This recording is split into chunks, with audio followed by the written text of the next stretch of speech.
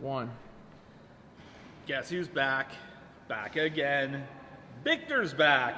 Tell a friend. That's right, it is time for another Facebook Live. My name is Johnny Garber from Derringer in the Morning.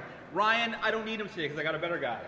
His name is Victor. Victor Wong is pharmacist. And we're talking about allergies. This is the second installment because after we did our first one, Victor, I got a lot of people email me and said, hey, thank you so much for the tips. I really appreciate it. I want to get my cape when I get home, right? You said take off all your clothes. Yeah, I have the cape. Yeah, I had to supply a couple people with a cape. They're much more happier.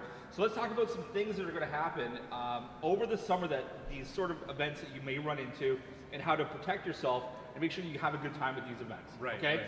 So over the weekend, the long weekend, I went to a barbecue, and there were a lot of people there. But it was kind of like they backed onto this big open field, and I wasn't feeling well, and I had to take a Reactine. And I had to take it then. So tell us about some preventative stuff if you're going out to like one of these barbecues. Yeah, I mean, it's definitely barbecue season. Yeah. I mean, the weather is great. Did you see that shot before? I'm sweating right now just from the rays of the sun on my face. Yeah, but the funny joke that nature has with all of us is that the better the day, the more the allergy hits. Okay. So on a clear day like this, when the sky's blue, just a slight breeze, that's when allergy symptoms are the highest, because that's when there's the most pollen. Okay. So there's a few things that you want to watch for just to make sure that you're prepared for the barbecue. All right. And that is preparation itself. So first of all, you want to know where the barbecue is being held. And also, you want to be able to prepare yourself for that. So ask the host, first of all, where's the barbecue? Is it going to be at a park? Is it going to be at their home? Is there going to be a lot of grass or foliage? And if there is, you want to be able to dress appropriately for that. Okay. So if there's going to be a lot of grass, bring a blanket so that you're not directly in contact with the grass. And if there's going to be a lot of foliage, you want to pop that Reactine well before those symptoms start. So for instance, whenever I go to a barbecue, even before I even go, I take my Reactine. Sure. Yeah. It lasts for the whole day, super convenient, and it controls all the symptoms. For me, I'm about a 20-25 minute guy with the Reactine as far as it goes in. My allergies are insane. So if you're going, bring a blanket. I like to bring a toga. Sometimes it's inappropriate, but I'll still rock it on a beautiful day. Yeah, and another thing with barbecues is that not a lot of people realize that there's a lot of allergens sometimes in the smoke itself. So a lot of people still like using wood. Yeah. Right? In fact, for inner circles of the barbecue sphere, sometimes using electricity and gas is almost sacrilegious. Okay. Yeah. Now, a lot of people don't realize that the wood chips that they use, so there's the hickory, the cedar, the oak. In fact, a lot of the pollen in those wood chips can be carried in the smoke, so it can be captured in the food.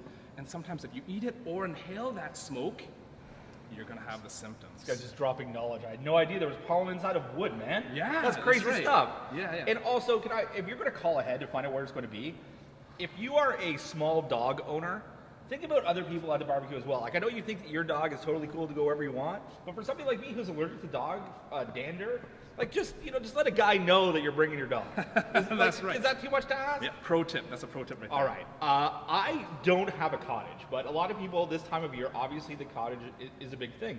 Now you talk about pollen and seasonal sort of allergies and whatnot, but you get up to the cottage, you're opening it up, there's a lot of dust, a lot of other kind of stuff that Reactine's really, really good for. And besides, like I said last time I got a scratch test, dust, pet dander for me, pollen, don't laugh, sunlight, a little bit of sunlight allergy, and roast beef. I know it sounds weird, but it's true.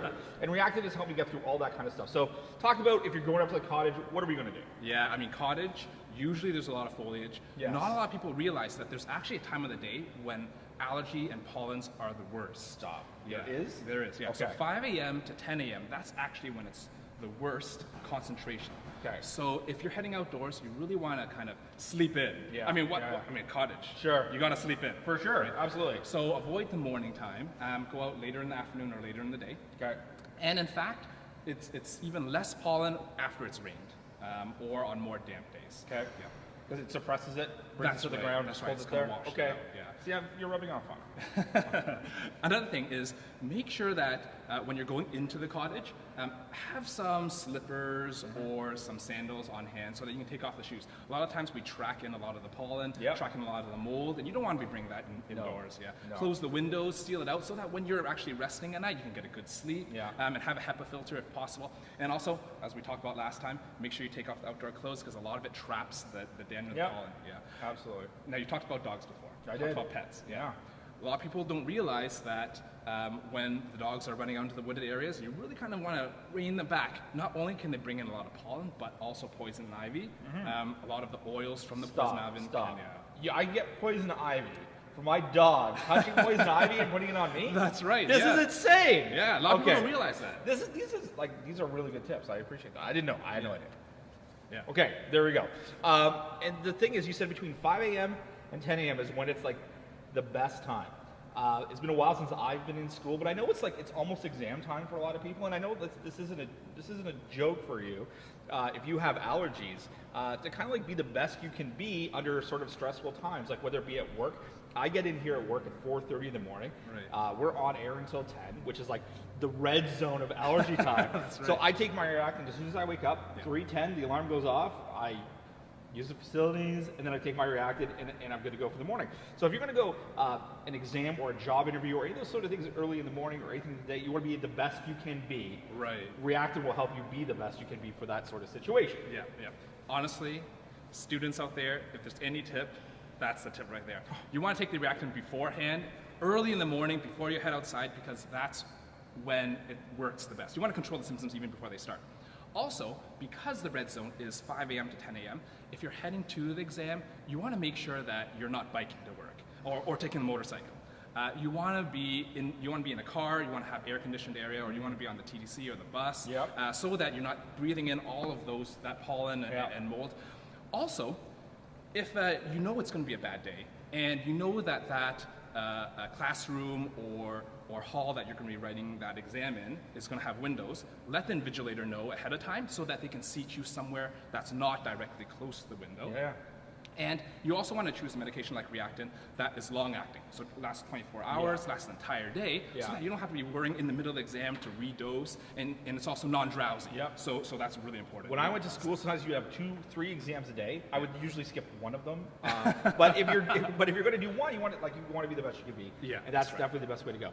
If you need any of these tips that Victor is giving you, you can go to the website reactant.ca and check it all out. So, a final couple questions. One, are you going to have a barbecue this summer?